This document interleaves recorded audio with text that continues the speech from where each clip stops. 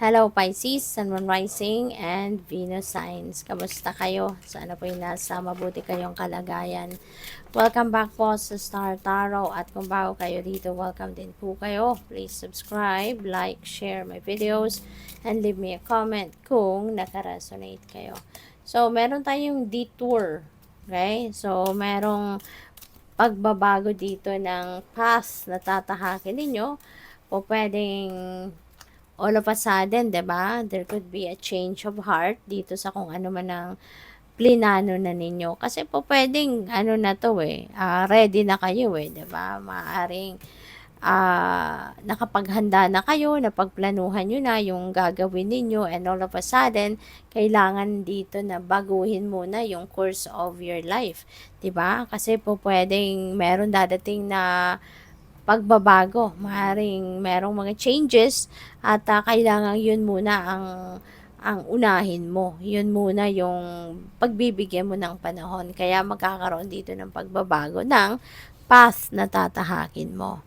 So, may sasantabi muna kung ano man yung concrete plan mo na, although it is a concrete plan already, pero po pwedeng mas importante ito, kaya ito muna ang kailangan mong asikasuhin. So, we have a sneaky person, a person with a questionable moral compass. So, maging maingat ka rito kasi baka yung taong ito, baka laging nag-eavesdrop, laging nakikinig sa mga usapan. Kaya kung meron kang medyo importanteng pakikipag-usap na gagawin, make sure na gagawin mo to in a closed door talaga, or sa mababang boses lang, 'di ba? Yung mga ganon. Kasi this person could be sneaky, at saka kahit yung mga documents ninyo, kung kunyari, sa opisina, sa trabaho, 'di ba? O ano yung mga importanteng dokumento, make sure na they are always safe, they are always in locked, mga kung saan ninyo tinatago yung mga importanteng dokumento, no? Sa computer work ninyo, 'di ba? Kasi who knows, baka yung person nito maging sneaky sa trabaho mo, kung anong ginagawa mo sa computer mo. So, make sure na laging yung password, laging bago, 'di ba? Lagi mong ina-update para kahit nalaman man niya, na-discover niya, at least sa susunod, mahihirapan siyang mag-access sa computer mo. Parang yung mga ganon. So, we have companion, a discerning friend, no? Maybe you are going to meet someone new, at po pwedeng mag-develop, no, yung meeting na to into a beautiful friendship, 'di ba? So, good for you. Kasi ito yung siguro magiging kasama mo, baka ito yung isang kaibigan na magiging kasangga mo talaga, magkakasundo kayo, yung ganon. So, we have belief, examine existing beliefs, okay? Pwedeng magkakaroon kayo ng time dito, no, na mag-isip-isip, magmuni-muni, and examinin, ano ba ang mga pinaniniwalaan mo?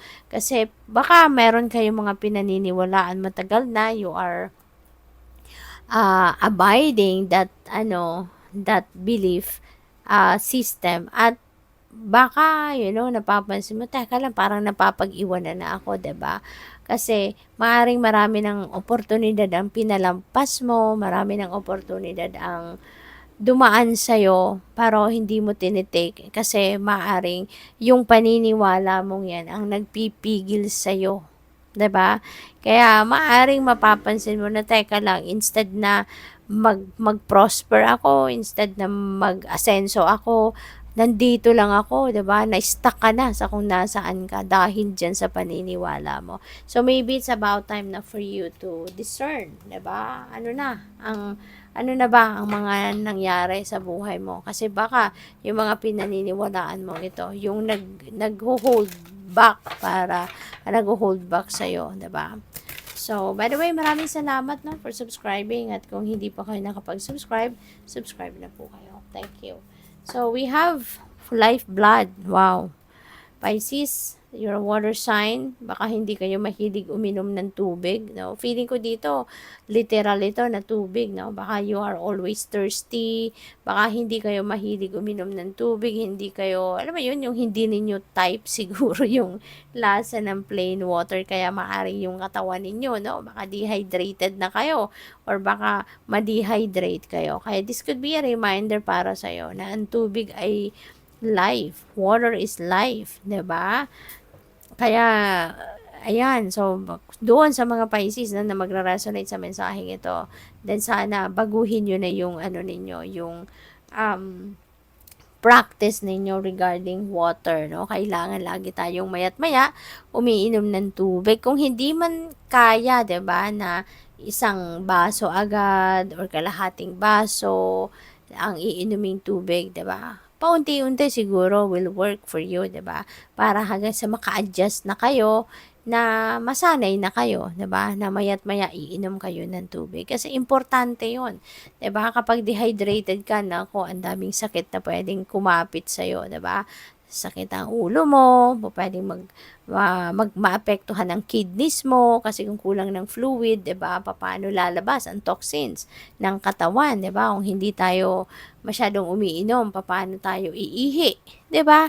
Kaya water is life. Okay? Kung hindi man ninyo type, no, hindi niyo favorite yung plain water, marami naman pwede kang gawin, 'di ba? Para magkaroon ng lasa. Lagyan mo ng lemon, lagyan mo ng slices of cucumber, slices of oranges, yung mga ganun na magkaroon ng lasang appetizing para sa iyo na para hindi kayong alam mo yun, yung hindi ka talaga mapapainom kung plain water lang, 'di ba?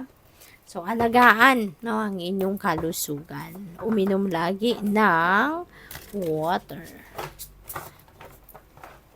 So, by the way, maraming salamat, no, for not skipping the ads kasi malaking bagay po yan sa akin.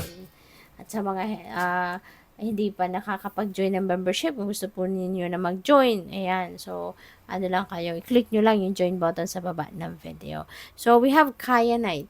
So, maganda to, no, si Kyanite. Kasi this signifies na kung meron ka mga hindi pagkakaintindihan with some people or with someone, maaaring magra-reconcile na kayo. Dito, pagkakataong ito, magkakaroon na siguro kayo ng pag-uusap, you know, and you're going to patch up kung ano man yung mga hindi ninyo na pagkakasunduan, you know. Kasi ano to, kumbaga,